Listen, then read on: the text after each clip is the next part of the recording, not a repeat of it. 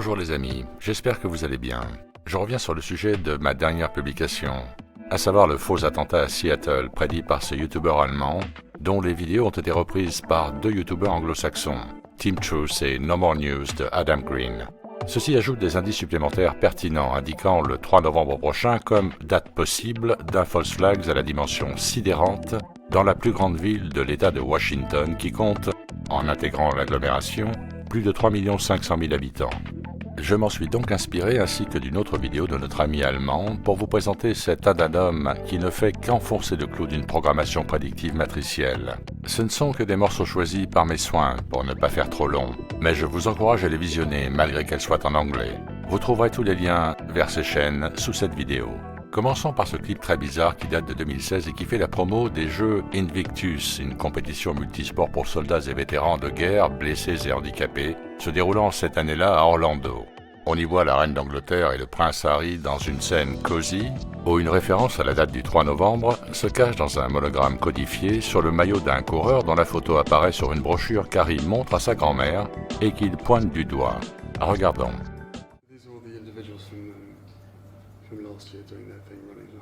Petite parenthèse qui ne semble ne rien avoir avec le sujet du jour, mais IAM est un conditionnement pour le transhumanisme.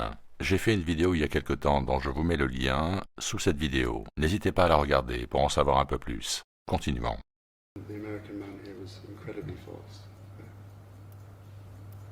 On arrive à l'indice du 3 novembre. Le dossard du coureur de gauche a le chiffre 239. Si on additionne le 9 et le 2, on a 11, et on laisse le 3 au milieu, ce qui fait 3-11 ou 11-3. Et ce qui suit, vous allez voir, est très bizarre. Il reçoit un appel de Michelle Obama. Regardez bien ce que font les trois personnages derrière le couple. Hé, Prince Harry, tu te rappelles quand tu nous as dit qu'il fallait qu'on la ramène aux Jeux Invictus? Fais attention à ce que tu souhaites. Et maintenant, regardez ce que fait Harry. Boom. Le conditionnement par l'élite. Passons maintenant à un court extrait de ce poisson d'avril réalisé par une chaîne de comédie locale de Seattle en 1989 et diffusé quasiment en direct.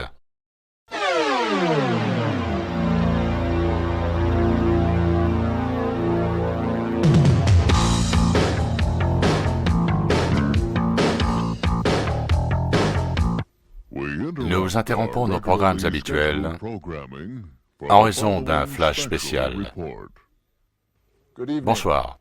Il y a à peu près 7 minutes, à 6h53 p.m., la Space Needle s'est effondrée. 6h53 p.m., 6 plus 5 égale 11, 11, 3, 3, 11. L'information est pour l'instant partielle, mais nous savons qu'il y a peu de victimes. Par chance, le bâtiment était quasiment vide quand l'accident s'est produit. Un technicien de maintenance qui travaillait dans les sous-sols a été transporté à l'hôpital local et ne souffre que de blessures légères. Les dommages structurels sont si importants que la Space Needle semble irréparable. J'étais en train de marcher le long de l'avenue et j'ai entendu ce son, ce bruit énorme, comme un tonnerre, et j'ai regardé partout, c'était la folie, et d'un seul coup, elle est tombée, comme si quelqu'un lui avait scié les pieds. Un poisson d'avril prémonitoire en 1989. Passons maintenant à la couverture de The Economist 2015, présentée par notre ami allemand. Tout est codé. Cette photo, cette couverture, est de loin la plus importante de toute la vidéo. Tous les objets que vous voyez sont directement reliés à l'attaque de Seattle. Et tous sont cachés. Dans les clips vidéo qui viennent, je vais vous montrer tous ces indices. L'attaque et l'énorme explosion. Là, nous avons la date. Le 11-3. Ici, nous avons la fusée. Là, nous avons la tortue. Là, le football américain et le baseball. Et l'hélicoptère. Tous ces indices nous indiquent un false flag à Seattle. Nous avons aussi un code qui n'est pas montré sur la couverture de The Economist, mais qui est quasiment omniprésent, et celui du Zeppelin. Vous avez ici le guitariste du groupe Led Zeppelin, Jimmy Page. De nombreuses couvertures de leur album se réfèrent à Seattle.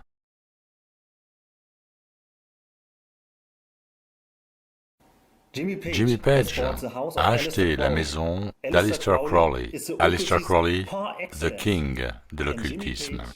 Et Jimmy Page achète sa maison. Et Matt Groening, le créateur des Simpsons, a dédié un épisode à Led Zeppelin.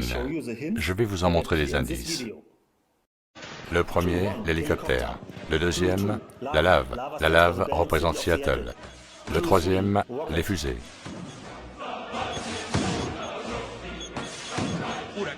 Le quatrième, un cyclone qui ne donne aucun espoir.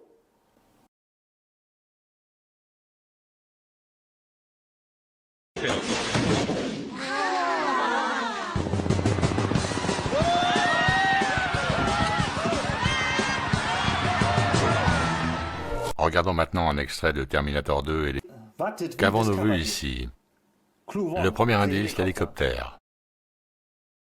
Le deuxième, la tortue. Elle ne brûle pas. C'est un symbole.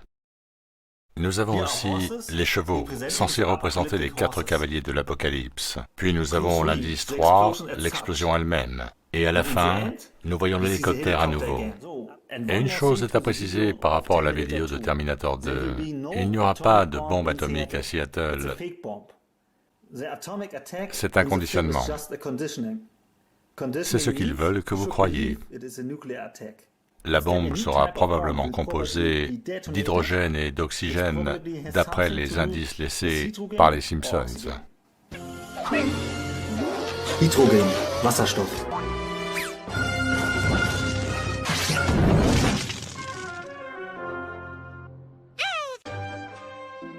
Wenn ich Marge sehe, erinnert mich das immer an Marge. Oxygen, Sauerstoff. La lave, dans le fond, est censée représenter Seattle. Tout ceci, mes amis, relève bien sûr du satanisme. Regardez ce que Matt Groening, le créateur des Simpsons, est capable de produire. Âme sensible s'abstenir. Thank you, homie!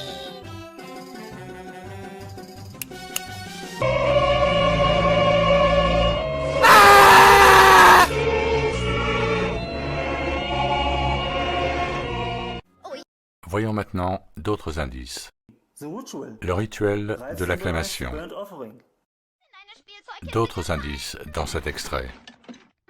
Le premier, le baseball et le football. Il a un ballon vert sur la tête. Pourquoi un ballon de football vert? Il ne le dit pas parce qu'il n'a peut-être pas fait le rapprochement, mais Seattle est considérée comme la ville émeraude, donc la ville verte. Ralph, würdest du jetzt bitte... Hey, sieh mal, eine Rakete! Nein. Le deuxième est la fusée à nouveau. Spielzeug. Hey! Machen wir eine Parade mit ausgestopften Tieren? Vielleicht später. Dein Vater ist doch Polizist, Ralph. Le troisième, la tortue.